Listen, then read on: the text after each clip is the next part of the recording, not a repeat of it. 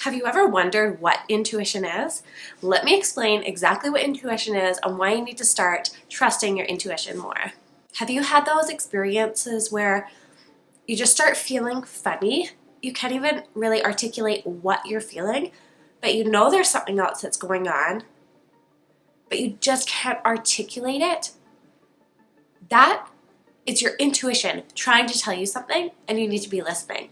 So the way that I define intuition, or trusting your gut, is when you know something, but you just can't articulate how you know it. Let me give you a couple examples of when I've trusted my intuition in my life and later on found that it really was trying to tell me something. I wanted to share a couple instances in my life where I trusted my intuition and it turned out to be right. The first one's a nursing example. I was a baby nurse and I went into a room full of older people, and at that point I couldn't do a lot as a nurse. I was brand new. But I looked around the room and I looked at this one little sweet old lady tucked into her bed, and I thought, there's something wrong. She's not okay. And there was nothing obvious going on. She wasn't like doubled over in pain. She wasn't complaining about anything. She wasn't drenched in sweat. I think that the color in her face looked fine. Anyways, I went and I did what I could as a new nurse as an assessment, and I just thought, I don't know what's going on, but this lady is not okay.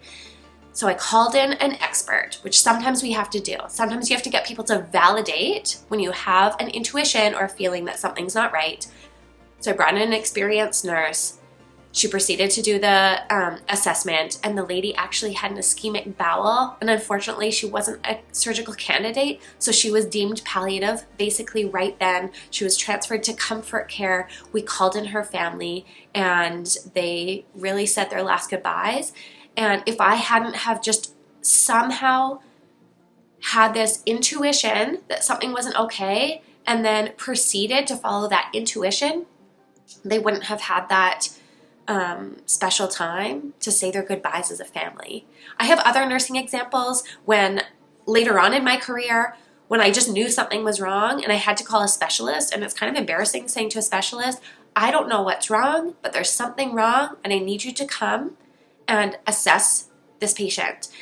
I think it's because sometimes we know, again, our intuition is telling us there's something wrong, but it's not obvious yet. They aren't having an obvious, in that case, the patient wasn't having an obvious symptom, or the problem wasn't being reflected on blood work or all our monitors or anything. So that's one example from my nursing career.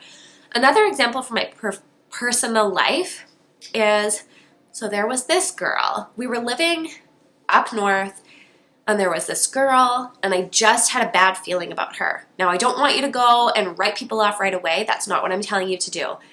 But I had this bad feeling about this girl. So much so that when a group of friends was invited over to our house, I felt so uncomfortable in her presence, I actually went to my room, snuck under my covers, started reading a book, and I told my husband, I don't feel comfortable with this girl.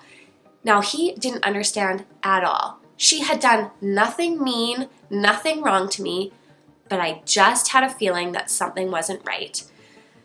Not much later on, I found out that this girl, unfortunately, had been involved in breaking up marriages in the past, and she was actively sort of pursuing one of our good friends that was married. But again, I just had this feeling. I was never mean to her, but I knew that something was up. So in that case, I was setting firm boundaries, so much so that I just didn't even want to be in the same room as that person. So when you have these feelings of intuition, it means you know something's not right. Maybe you can't articulate it. Maybe you need to bring in somebody else that can articulate the problem, but trust your gut. If you're wondering what I mean about being able to pick up on something but not being able to articulate it, did you know that you can be affected by other people's hormones around you? So this was actually studied in Political Science Journal, and this is a long time ago, I think 2009. But they did a study where people put on like sweat pads, I know, kind of gross, and half of the people in the study ran on the treadmill and the other half jumped out of an airplane. So of course the people who were jumping out of an airplane had a stress response that was reflected in their hormones, and it permeated their sweat. So they had sweat pads from people who had ran on a treadmill and people who had jumped on an airplane. Then they brought in a whole bunch of people, and this was a blind study, to smell the sweat. I know, gross.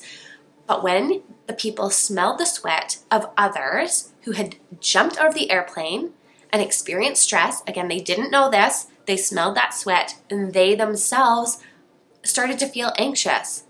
So some of these things are contagious and we don't even know it. This study was done decades ago, and nobody talks about the awareness that we have that isn't this like fluffy awareness. It can actually be measured chemically. So when you think you're experiencing something, you think you know something, you feel like you have an intuition, you need to trust it. So if you don't believe me that anxiety is contagious, think about watching somebody public speak when they're super nervous. They've actually tested this, and I know you can feel yourself like starting to squirm, but they've tested it, and audience members watching someone public speak when they're super nervous, the audience members' heart rate goes up, their fight or flight response starts to kick in. So it's not just the hormones that are contagious, it's also picking up on all the awkward, uncomfortable cues that other people are giving you.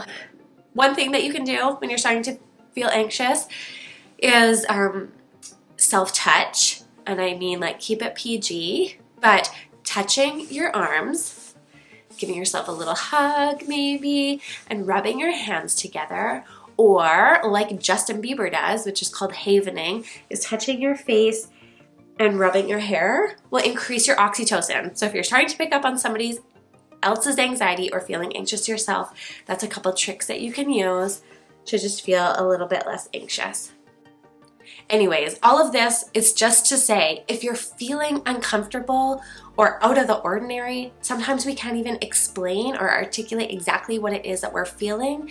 Your intuition, which is rooted in science and knowing on a level that you might not be aware of, is something that you should trust. So ask a friend if they're feeling the same, bring in a specialist in whatever field it is to confirm or deny what it is that you think is going on, but trust your intuition.